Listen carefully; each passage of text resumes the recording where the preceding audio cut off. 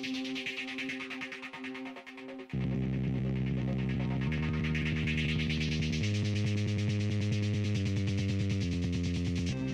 listening to the Greening Out podcast. This show contains profanity, hate for the state, and themes of a libertarian nature. If you are easily offended, please listen to something else.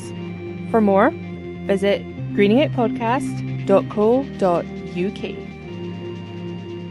Hi, I'm Caity Green. I'm Dan Green. Welcome back to the Greening Out podcast. Welcome back to the Greening Out podcast. And this week we have been talking a lot in the Green household about free speech.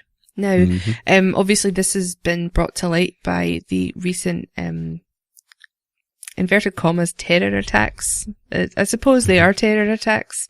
Yes. It depends on your definition, I suppose. I don't really want to get into the definitions of things, so I'm just going to say because of what happened at the Paris-based satirical magazine, and I'll link up the show notes at the bottom. Although everyone and their granny, I think, knows this story. I don't think anybody... It's all over all the news. Yeah, you can't really escape it. So, they're called Charlie Hebdo or something. Yeah, So, this week, because of that, we've been talking a lot in the house about free speech, and it's sort of brought up a few issues. There are things that we have a bit of a problem with, especially in Scotland. We had a horrible thing happen just before Christmas, in the city centre of Glasgow, and some people took it upon themselves to make kind of jokes about it on social media, like Twitter and things like this. I don't know who the people are. I don't really want to give them any attention. I don't know what the jokes were either, to be fair, because I never actually saw any of the jokes, but I just know. I did see something. I actually did read them. I mean, they were in poor taste. They were quite disrespectful. But then Police Scotland. Yeah, this is they put out this tweet, and let me see if I can get it up here, because a few people have been retweeting it. There it is. This is from Police Scotland, the official one. It's got the wee blue tick and everything. It says, please be aware that we will continue to monitor comments on social media, and any offensive comments will be investigated. That's just disturbing, like... Yeah. I'm not saying I want to make, I'm not saying that I think these people were like okay and are justified to make jokes about things, but I think the whole point of it is surely these are just words at the end of the day. I mean, unless it's a direct threat, unless it's I'm going to kill you or I'm going to hurt you. Well, like, here's the thing. I wrote a thing a while ago, and it was about like free speech and stuff. Yeah. And I think you should be allowed to say whatever you want to say. And, you know, some people get all up in arms about that. Well, the thing is, right, if someone says something that's so bad, right, then why don't you use your free speech to show them why they're wrong? I think the immediate reaction is anger.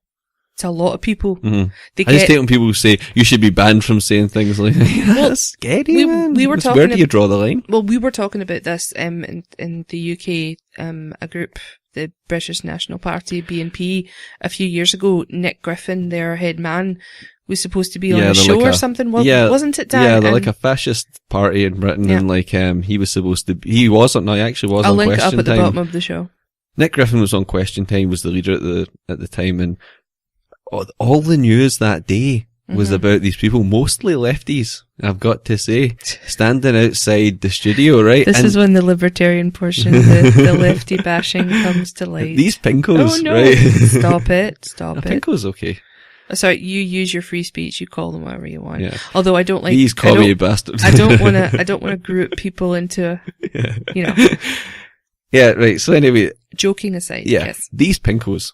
Right. Were all complaining, saying he shouldn't because it's pre-taped. So they were all outside the studios before Question Time saying no platform for Nick Griffin. We can't give him a platform, and all this kind of stuff. And it was just like, well, it's typical lefty kind of stuff in a way, if you know what I mean. The initial reaction is to ban. Yes. Stop. There should be a law against this. There should be a law against this. But like, see the it's other interesting. thing It's interesting on that note because surely we should all have the ability to have a platform. Like you and I have one. You can create your own platform these days.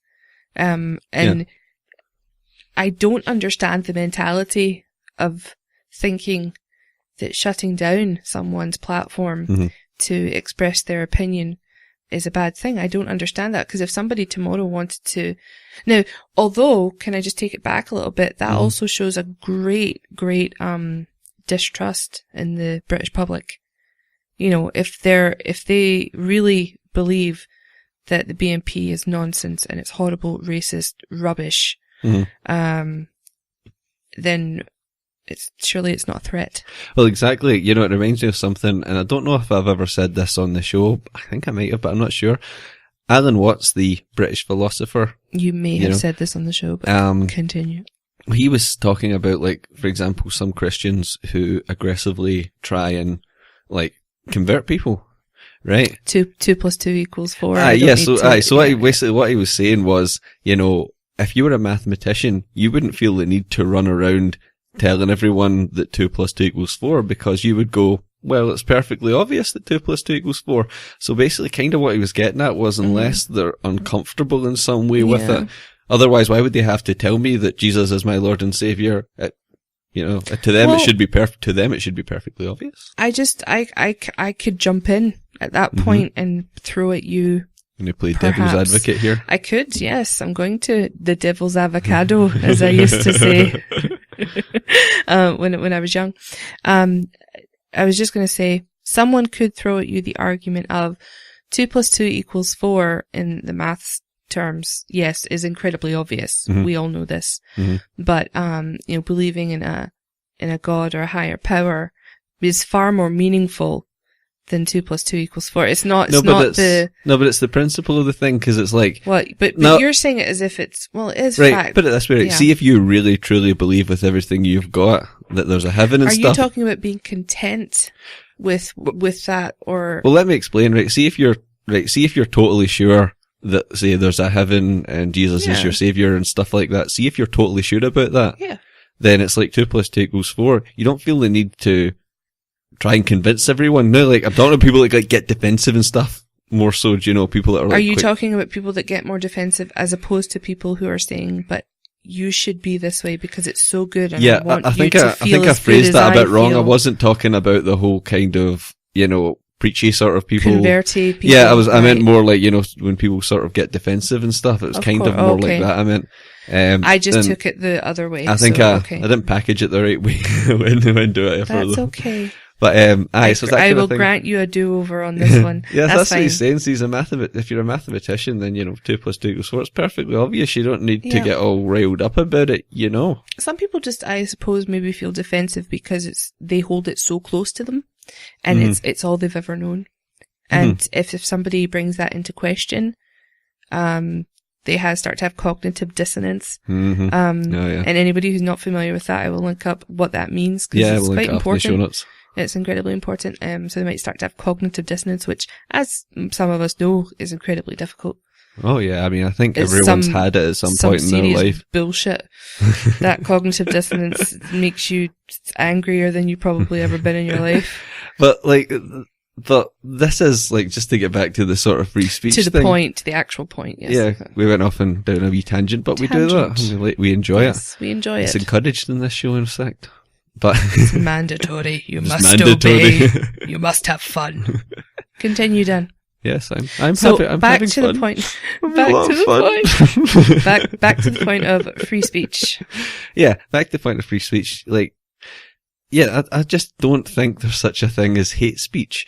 You know, because, well, what people call hate speech, because like, it's just, I mean, say someone says something completely awful to you and it's like the worst thing you've ever heard and you would never repeat it, right? Yeah. They should totally say that, you know, because that's what they feel, right?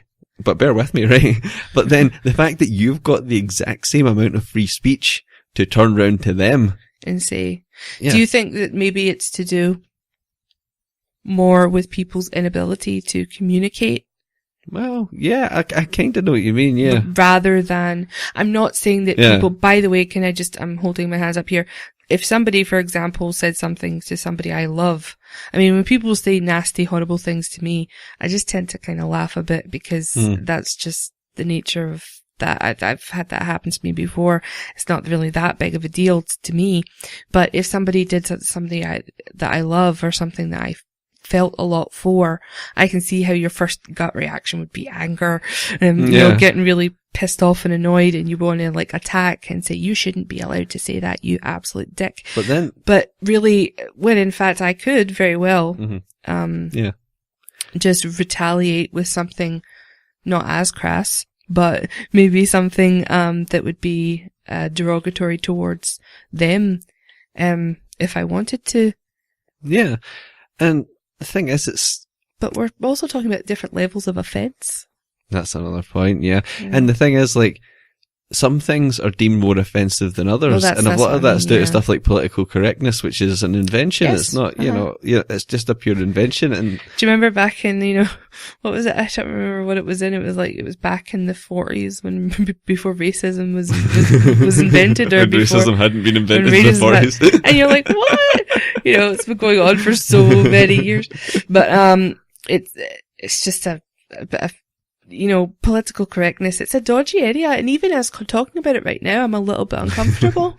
And that's true, because I am scared. Well, do you remember, like, so many podcasts ago we talked about symbols and stuff because of that because that guy that had a giant swastika in his pool in Brazil? Yeah, we were talking about symbols. And what we were saying was, like, for example, why is the swastika illegal in many countries in Europe? I know it is in Germany, I'm not sure other places, right? But the hammer and sickle is, you can walk around with that all you want, and when really if you take it, died under the Soviet, in the Soviet Union and Nazi Germany, under their regime. So we talked about that, and then we said, well, where do you draw the line? You know, because a lot of Hindus use the swastika and still continue to. So it's like, where do you draw the line? But see, the other point I want to make, let's bring that into this then. If you start banning certain things, certain words, right, then where do you draw the line? I mean, how long is it before we can hardly say anything? Well, I think this whole thing about the swastika is something that I kind of came to a conclusion about that myself, actually, after we did that podcast. And it was that I think one of the main reasons that the swastika is banned is because the US and Britain were, you know, incredibly influential Western countries with a lot of power. In case, seriously, Dan, honestly? Seriously, it's true. No fooling, mister. It's true. Incredibly powerful Western countries who just happened to be allies in the war against the Nazis, and they like to say, you know, that they went and they won it and all that, and there's a big thing, the big sense of pride about that for some stupid reason. So I think that's why the swastika is looked upon so badly, because it's been created this whole, the connotations of it, and also because the Soviet us. Union came in on the Allied side to fight against Germany at the time. Yeah, exactly. So they're okay because they're our friends, but these guys are bad, and it's just like, you know, the sort of Islam, the Islamic IS groups and stuff. They're the enemy. In Saudi Arabia, they're pally. I don't know what you're saying, like, about how, for example, we can't talk about it. People can't talk about it. You get told about how Britain and America had to intervene in Iraq and, you know, Afghanistan, and look at how women were treated in Afghanistan, and that was shocking, you know. But like, they're treated worse, or every bit as bad in Saudi Arabia. But because they're but because they've got a cushy oil deal going, you know, they're never talked about. And they're never, and there was one George Galloway brought that up. Yeah, he was on the BBC one time, like Question Time. No, it wasn't even Question Time. It was like that Daily Politics show. And he said, why don't we ever talk about Saudi Arabia? And I can't remember, was it Joe Coburn, I think, was the presenter? Right. And she was like, kind of, it was live, she couldn't say anything. She didn't really say anything, and he said, you know, and I know why we can't talk about Saudi Arabia and stuff, and she just kind of sort of changed the subject. Aye. And that was, it's interesting. Time. I'm going to see if I can find that, actually, and I'll link it up at the bottom of the show. I mean, that's the thing, it never comes up, you know? Yeah. And then their freedom of speech isn't great in Saudi Arabia either. So that's, back to the point about the swastika, I think that's why it's been drilled into us, in Britain and to people in the United States, the swastika equals bad. Even though, like, they're found in, like, all different parts of the world and stuff. I know. Yeah, and I know, like, I'm not... different groups use them as well. Yeah, I'm not a National Socialist by any means, you know, but, like, Hindus, you know, they use it all the time. Yeah. It's a very sacred symbol at Hindus. Yeah, I know. And just because it was used for one because someone hijacked something for 5 years. Who was it? Was it not Daniel? 6 years back in the Daniel 30s Updike said and 40s. before. Mm. I think he said to us when we interviewed him, Mm. didn't he say that, like, well, you know, or some of our native symbols may have been hijacked for certain, you know, racist purposes. Yeah. But then he said, well, the KKK used to burn crosses. Why is the cross so okay? Yeah, because they hijacked that Yeah. the same way that the Nazis hijacked the swastika. Yeah. You know, it's just the same thing, isn't it? Surely. I know. You know, it's a great point that you make. And the cross is one of the most popular symbols you see everywhere. All over the place. I have a couple tattooed to me, actually. So, there you go. I'm looking at one right now. It's on my finger. So, yeah. No, but that's the point. So then, if, you know, like, we can ban symbols or whatever, and we can ban words, where does that end? You know, it could end up that, like, you know, this could be deemed subversive, you know? Is this what terrorism is? Because this is incredibly underwhelming. I'm not saying. What did you think terrorism was going to be really exciting? No, did you think it was going to be like a mad adrenaline rush or something like that? I thought if I ever did lose it and like become a terrorist, that I would be doing something a little bit more exciting than drinking tea in my house and doing a podcast. Well, you know, I expected to go out with a bit more, you know, a bit more boom. But well, whatever, I'll take it. I don't think this is terrorism. What this is, though, gentlemen. what this is this is propaganda. Well, that brings us on to the next thing we're going to talk about, yeah. As far as I understand, propaganda never ever used to be like considered like a bad term. It was just like what you did, because, I mean, you could even see if you wanted to be, you know, a dick about it, you could say this is... And I think that you do. I do want to be a dick about it. You could say that what we do is actually counter-propaganda to the mass propaganda that comes out the mass media. We can't see them over there in the mainstream. And that was Adam Buxton and he did that in his show Bug. That was a great show. I'm gonna link that up. That was a great show. Yeah, he took underground music videos and they used to like scroll down and read a lot of the YouTube comments. YouTube comments are like the cesspool of the world. It's like if you want to see the dregs of society. I try not to look at them, man, because I start to get angry. Then I start to want to type in so that I can argue with them as well. And then I walk into the living room at 4 a.m. and Dan's sitting there like on YouTube, eyes wide open. I never do it. I never argue. No, I'm just kidding. I have a rule, right? And I think this is a pretty decent rule to have online, right? I don't say anything to anyone online that I would not say to their face. I think that's a good rule to that's live a by. fairly decent rule to live by. I don't live by that rule. In many, many different ways. But propaganda. Technically, you could call this propaganda. This is, propaganda. We are biased. We're incredibly biased, but we make no bones of it. We're so biased. It's in our little blurb. We're libertarian, so we're going to take it from a libertarian view. You could call it, it's like, see the word cult, right? Yeah. That was cultural cult. Oh, see, like, I'm going way back, you know, you had ancient cult sites, you know, and different gods had different cults and stuff. That just meant like a group of people who, you know, have the same sort of religious belief. But then after, like, you know, Jonestown and Charles Manson and, David, what was his name? David Koresh? Yeah. Yeah, and Waco and all the rest of it. They really shat all over the word cult, you know. They ruined it for the rest of us. And now a cult's like a thing you're sort of brainwashed into. I'm in a cult, but I don't really like to talk about it. Like, I was in one a few years ago. Again, don't really want to go into it. We saw a good cult movie one time, but I can't remember what it was called. Can I just say I'm not in a cult, by the way? That was like a bad attempt at a joke. He is in a cult. I like to tell jokes, but then I realise it's just Dan and I sitting here, and they don't land well, and then we have to just move on awkwardly. But hey, that's love, y'all. That's y'all. Y'all. Where are you from? Propaganda. I don't know right now. Propaganda. Yeah, propaganda. So yes, this is propaganda, and Dan and I were talking about, speaking of propaganda, the sort of stuff that we all listen to, watch, consume. Yeah. You know, movies, media, you know, TV shows. That's why we talk about them quite a lot, because it's important. That is modern propaganda. And if you look at things with like a sort of, and I'm not talking about the glasses and they live. Yeah, I'm not talking about like getting YouTube videos and going, there's clearly an eye and a pyramid behind him, or going, oh wait, if you add up the time on that clock and on that thing there, then it comes to 666. I'm not talking about minus that kind blah, of thing. blah, equals 9/11. Yeah, this kind of thing. Can I just say? Coincidence. Yeah, you see, there's so many videos of that There's on YouTube. a lot of reaching.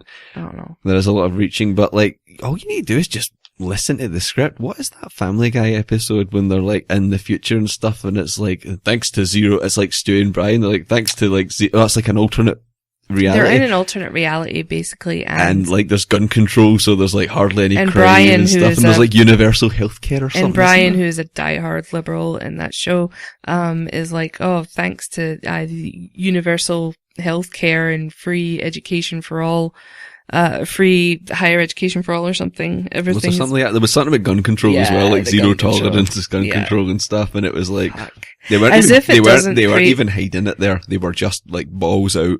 Yeah, but I don't know. I mean, I'm not saying that reflects the view of particularly them, but they Depends who writes it, Well, that's the thing. I mean.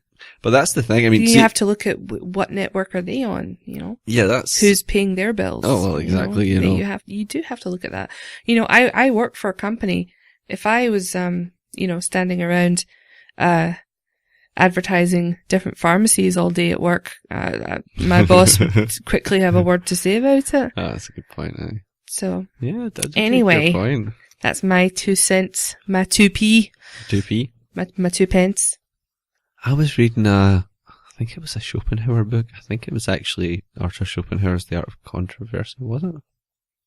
I think it might have been. Okay. Anyway, doesn't matter. Wherever I read this, I'll probably figure it out at some point.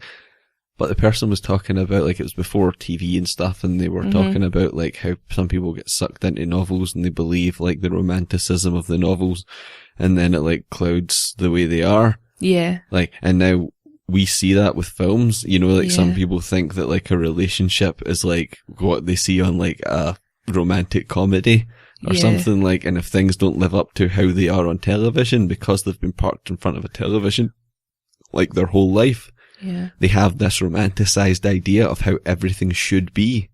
Yeah. But none of that's reality. That's all fiction. And then I think, and I only say this from personal experience and things I've heard people say, right? I think there's... And that message was sponsored by men everywhere. By men. No, I'm not saying like romance and that isn't good. I'm not saying anything like that, but I'm saying that like, it even works with other things, it's like people, like, how many girls, right, have you seen that for a while tried to base a lifestyle similar to that of the Sex and the City girls? Oh yeah, me and my friends used to do that. And it's just ridiculous. You can't keep up with that shit. See, that's, again, what they're doing is they're saying, here's an identity. You can be this. Consume.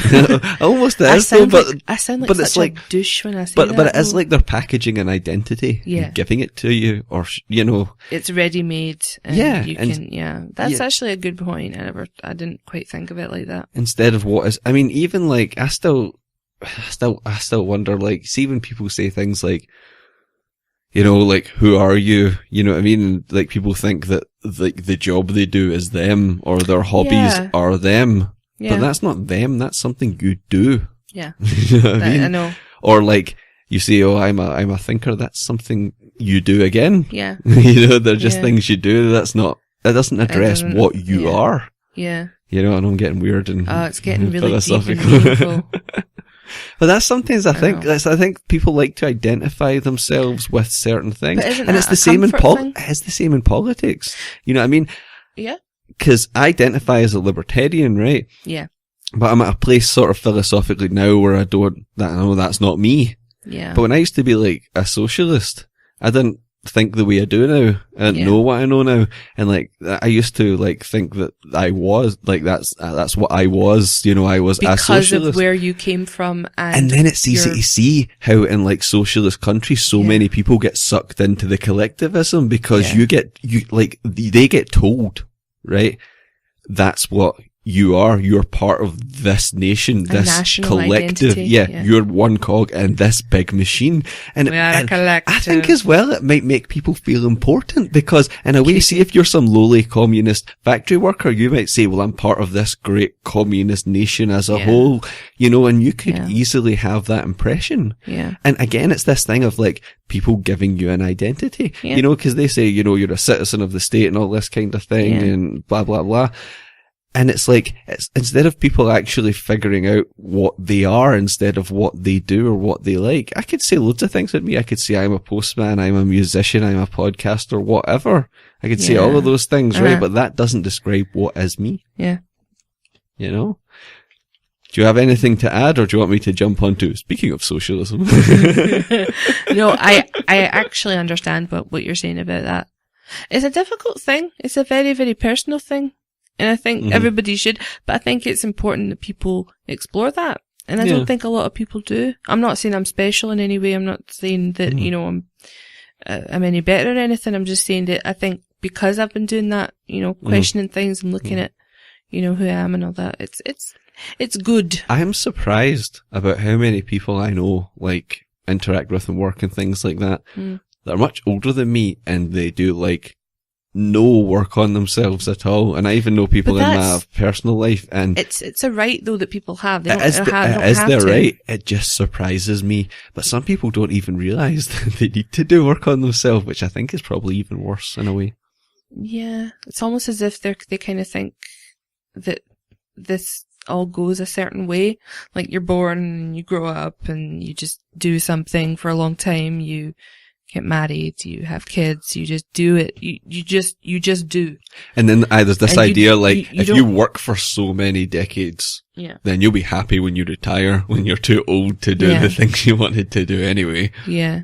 And, people can say, oh, by the way, Dan, by today's standards, I think you and I would be diagnosed with something that we should probably talk about. What is it called? Oppositional defiant disorder. People have been talking about ODD. it. There's a funny advert for it on You're the Freedom Fiends. There was a funny ad for it, and I didn't really know a lot about it until a few days ago. Yeah, a couple of days ago. You told me about it. It's a load of shite. It's basically just people that Well, all these things are bollocks, aren't they? Well, yeah. I think this is just a new thing that if like it said in the Fiends advert, it's basically like, is your kid... the Freedom Fiends. Sorry, freedomfiends.com. As I say, Fiends. In the advert, it's quite funny. And... that's the thing, I mean... can try and link it up. Then it's just like another tool, isn't it? That can be used against you, oh, he's just that, or that's just, he's just got ODD. So then it's like, that guy doesn't support the state and this kind of thing. He's got something wrong with him. You see, he's got a mental problem, because people you don't want to have a mental problem. People without mental problems get on with things. Yeah, and they just get on with it, and they just accept things. Yeah. And I find it funny as well, if we're talking again about Christianity, I find it funny that a lot of Christians don't have, that I know, I'm just speaking from my own, I'm not just picking on Christians in general, because I know a lot of Christians, a lot of them don't even have close to the rebellious spirit that, if Jesus was a real person, evidently had in the Bible. I know, he was a bit He was a rebel, man. Big time. He threw all the moneylenders out the temple. He wasn't taking any shite, man. He just walked right in there, and he was like, "Ho, you! Come here." Is that how? I want a word with you. It was something like that. He had a Glaswegian accent. Did you not know that? It's very little known. He's from Glasgow. Aye. A lot of people don't know that.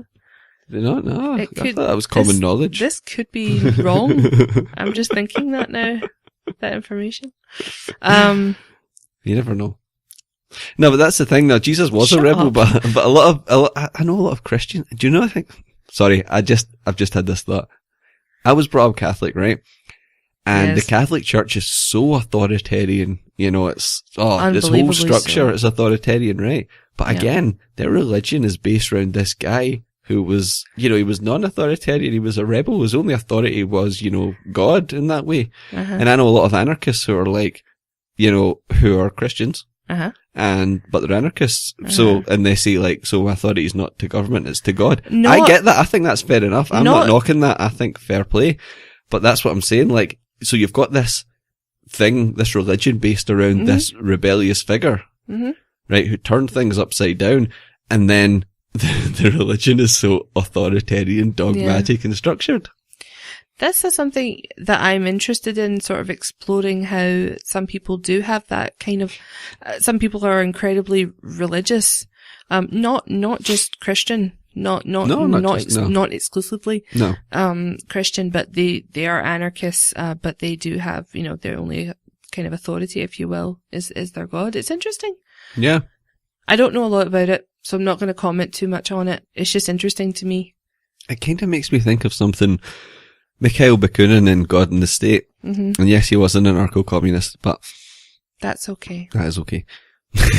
We don't support it, but we've talked about that. But like, I'll link it up at the bottom. He did write some interesting books, and in God and the State, he talks about how there's like 3 ways you can go when you're dissatisfied, and it's like you can go to the dram shop, which would be like the pub, the church, or social revolution, and he said like too erroneous, and basically what I'm paraphrasing, but what he was basically saying was that the dram shop through the alcohol destroys the body, and the church through religion destroys the mind.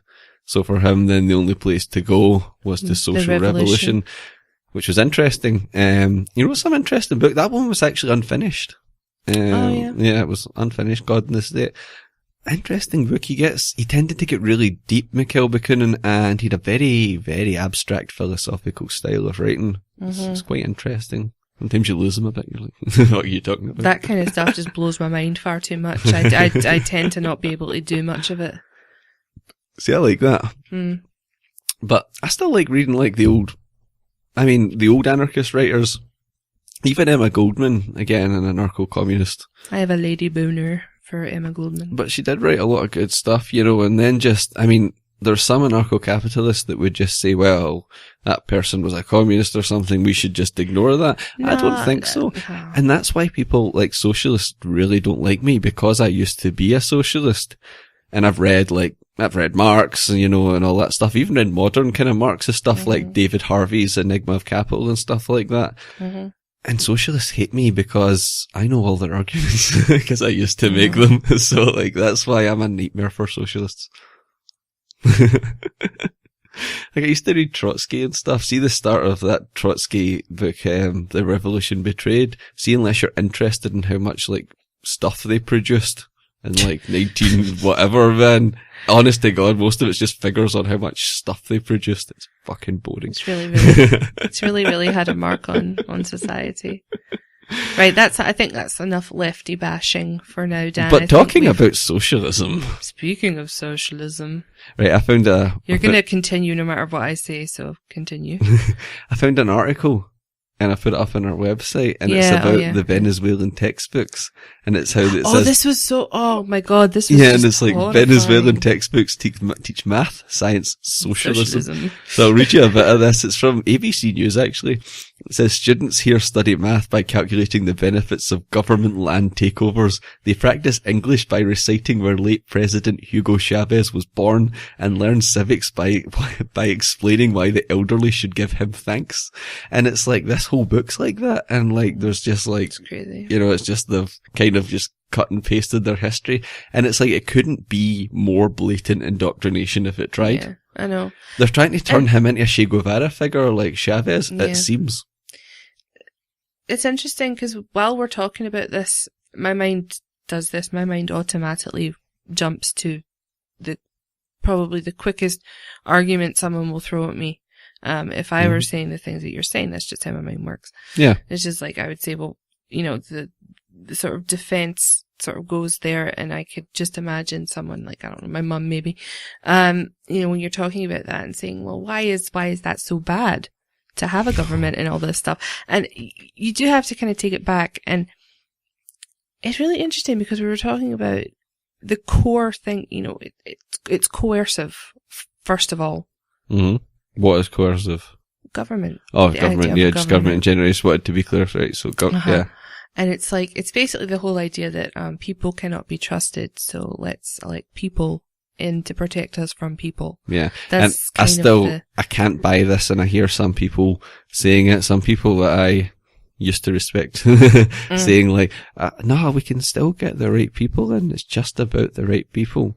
No, the right people are never going to get in. Exactly. That's a pipe dream and a fantasy. But as far as I'm concerned, I'm just kind of addressing it because I know that there will be people who might be listening who don't agree, and and I want to address that. When have the right people ever been in? I mean, I'm not saying there hasn't been like one or two politicians, maybe for some people that have been good, right? Maybe local politicians or something. That's more likely.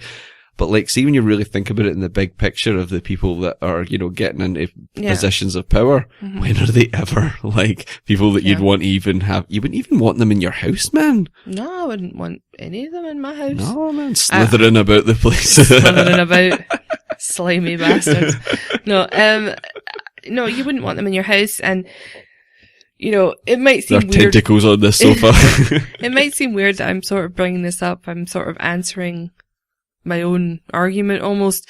I'm sort of having a two-way conversation, but that's important. People should do that. See, when you have a thought about something, research the biggest arguments against what you believe in. Oh, I totally agree. And like, I'm a fan of a lot of the writing of Aleister Crowley. Yeah, no. And other. The dude's all over our bookshelf in the living room. We'll get into a later date why you're wrong about Aleister Crowley. Why I'm wrong. I just mean everyone in general, apart from the people that aren't. Why everybody is wrong and Dan is right. I'm only joking. No, but he used to say basically, as soon as an argument pops into your head, you should immediately consider the counter to it. Yeah. Yeah, and that's the only way you can actually understand it fully. Yeah, and a lot of people have talked about as well, one of the hardest things to do, and this goes way back through philosophy, is being able to, like, if you practice doing this, it's not so hard, right? But like, see, it's being able to listen to something, contrary. Yeah. But stay neutral. So instead of just automatically attacking it, your mind just staying neutral while you actually digesting the information instead of just attacking it mentally. Yeah, and that brings us way back full circle to free speech and the automatic response of anger. Yeah. Fear, hatred, just, Exactly. As soon as somebody hurls at you or draws a picture that you don't like, or, they hurl abuse at you, they do something, say something, draw something, print something, I don't care. They create something that you are in complete disgust of. I don't think anybody deserves to be hurt over that. No. Or jailed, or killed. Yeah, or censored anyway. Or censored. Because that's the problem. That's something I worry about, the censorship of the internet. I worry that we're like in the sort of Wild West just now. And it's just, it's going to get worse. Because, that's the thing. You shouldn't care what people say. See, if someone is expressing an opinion that's completely ignorant and nonsense, any sensible person... Don't listen to them or use your free speech. And then some of these people say, like, I think some of the argument we talked earlier on the show about Nick Griffin being on Question Time. Yeah. And I think some of the argument about that as well was people were like, it was kind of, again, a bit of a pinko response. It was sort of these kids will hear that and they'll think he's right and then they'll become fascists, right? And it's that kind of thing. So it's like, that's why, like, lefties want a big government, because they don't think that people can take care of themselves, and they're just expressing that sentiment there as well. Yeah. That's all they're saying. They're saying, look, people can't be trusted to realise that this guy talks a lot of shite. Aye. And he does, by the way. Yeah, talks a lot That's of what they're saying. They're saying people can't be trusted. We're smarter than them, so we're going to tell them what they can hear. They can only hear things that are acceptable to us. Yeah. By the Ministry of... the Ministry of Free Speech. The Ministry of Free Speech. Because we touched on this, see what's happening? It is so Orwellian, and Orwell was actually a socialist, but he was really concerned about totalitarianism, and a lot. See, if you read stuff like, Orwell, and even like some Philip K. Dick, and stuff like that, you can see, even Aldous Huxley, these things are like, in different ways, they're happening. Like, what's hilarious in my work is, in Orwell's 1984, they have like telescreens in their house that they're not allowed to turn off. Yeah. In my work, there's TVs that beam news and like propaganda, their propaganda, all the time, and you're not allowed to turn them off. It says, do not turn this off. So it's like they actually exist now. But so if you're on your break and you don't want to look at it, you need to. You need to look at it. It's there. It's terrible. I know. But that brings us back again to media, you know, the things that we consume shape who we are, you know. But I think you're right. You've read all those books and you know that equals bad. Yeah. Maybe some people haven't. Or maybe that's a good point. Maybe they're not putting two and two together. No, I actually know exactly what you're talking about. Like, it's so funny. Like, I mean, we've talked about this before as well, and it's like, surely since the internet, ignorance is a choice, you know? By the way, can I just say, we sound kind of douchey when we're saying this, like, oh, you're just ignorant, you're just like, you're so stupid. We're not saying that. No, but when has anyone ever had, like, see, with the internet, I'm just saying, you've got a library in your house. Dan, when you say that, you sound like a bit of a dick. Well, when I talk about ignorance as a choice, yeah. Like, you know, you're ignorant and I know better than you. But that's not what you're saying. I've got an ivory tower. No, but like, what I'm saying is just, people just research why you believe what you believe. Like, have your reasons for doing so. Have them and stand by them. Yeah. And don't contradict. Yeah, I just sometimes get a bit annoyed because it's like, you've got so much in front of you on a computer, more than anyone's had throughout history, and like, a lot of us just waste it. You know, we just waste it on rubbish, basically, you know. And like, I think the internet's the best thing that's come along, you know, completely, because, I mean, it gives us a platform, you know, and this should clearly be banned. Oh, this shouldn't be allowed in any way. It should not be allowed. You know what I mean? There should be a law. There should be a law against us. There should be a law against this. But isn't that funny how some people quickly jump to that? They quickly jump to, there should be a law. And you go, well, why? You know, like. I know. Because. It's always a law. The thing about the laws are, you can't really enforce anything. And that's the thing with, like, Murray Rothbard, doesn't he? Murray Rothbard, doesn't he? Talks about, like, how gambling laws are ridiculous, and he's like, if you were going to really enforce gambling laws, you'd be in people's houses and stuff like that, you know, or anytime someone says, oh, I'll bet you this. And I think one of the reasons as well is that the whole thing of, even though we still have hate crime, hate speech and things like this, words that you just don't say, political correctness, people tend to ignore that in their own homes, which is why it keeps breeding these ideas, these things. That's why ideas aren't changing. Whatever the views usually of the family is usually what the child will have, unless that child rebels and becomes to their own independent thought. It's usually the parents' sort of maybe prejudices, maybe I'll say, or local tensions. And isn't it funny get passed on? And even though we do have all these things about hate speech and hate crimes and you know, all these initiatives for diversity and things like that.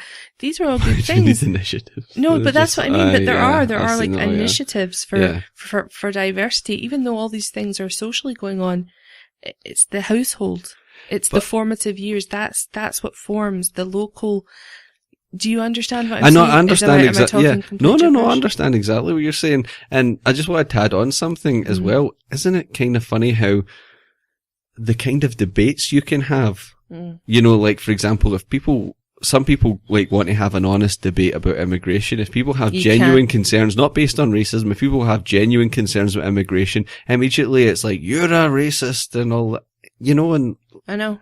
And then you can't, and then the debate's shut, and then, no. But that's what leads to local tensions, and that's what leads to inner prejudices being formed. The fact we're not allowed to have this outlet. And at least a bad policy as well, because, you know, we're not allowed to talk about it. No, we're not. And there is some of these subjects that are now considered taboo. And that gets us back to the political correctness thing, because I'm not terribly politically correct, as you may have noticed. You just ever so slightly. I tone it down a bit for the podcast. Yeah. Do you? Oh, yeah. Is this you toning it down? No, I really don't, man. No, you don't. This is me trying to tone it down. But we're not. I mean, but we're, like I say, we're not bad people. We just happen to have views, but I wouldn't wish any harm on anyone. I'm not a bad person that way. Yeah, exactly. I mean, we don't hate anyone because of, like, the colour of their skin or what's ridiculous. You know, or what their sexual orientation is. Don't care. I don't care. Don't care, do what you like. That's why I find it weird that some, like, really traditionalist people, they're, like, so offended by, like, gay marriage. I know. I don't care. Why do you care? I don't care. Like, just see, as long as, if they're consenting adults and they're not hurting anyone, let it be. Don't care. So on that note, long live free speech. Well, it has to. It just has to, continue. or else then where do we end up, Exactly. And things like, thought crimes, end up in Minority Report, done for pre-crime. Well, which, by the way, is a thing, because now if you threaten to do something, they could throw you in jail. But isn't that weird how, that could be a thing one day? There could be some way that they could do you for free. I don't know how they could, but I don't know. But it's scary. They'll probably there should be a law for that. It's like there should be an app for that. There should be a law for that. It is a scary perspective. Well, it's Prospect. That's one. That's the word you want. See, this is why I married Katie. I know, this is why he married me. He knew one day he'd need someone to correct his grammar. Absolutely. Yes. So, for more... well, wait a second. I want to tell people about things we're doing. Oh, you always want to talk about things that we're doing. Okay, go. Okay, so, if anyone enjoyed our previous podcast about black metal... I'm actually taking the subject a lot deeper, and I'm going into it in a rather lengthy article.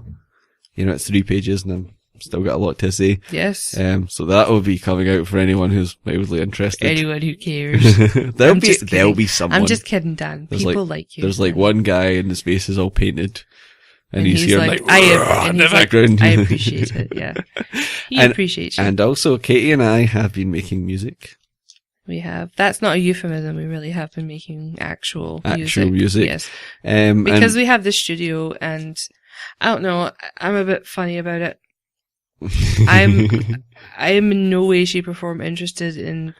We're not playing live. We already decided that. Yeah, and anyway, it's too complicated because there's multiple instruments being played and whatnot at the same time. But we're going to... when we put our song up, we've got a song that's kind of in production right now. And we're doing it right now. And, we're just trying to create something, and I'm just trying to create something.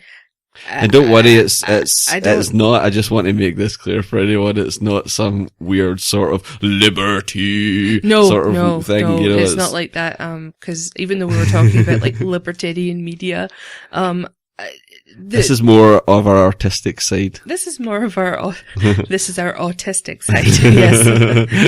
Yes, this is the artistic side of the Greening Out podcast, because I think it's important. If someone's a creative person, you have to have some kind of outlet for it. So this is what we've decided to do, together. And, like I say, if you don't like it, you can just go away and not bother with it and don't listen to it. You're like that with everything, even with this. You're like, you can put it in the start. If you don't like it, just please go away and don't bother with it. There's lots of other things you could listen to. Luckily for you, the internet's a big place, and you could find something else. And if you hate this podcast, then there's loads you'll probably like. There's tons that you will love. But if you do like us, you can go to greeningoutpodcast.co.uk. Yes, indeed. And thank you so much for listening. Thank you, and good night.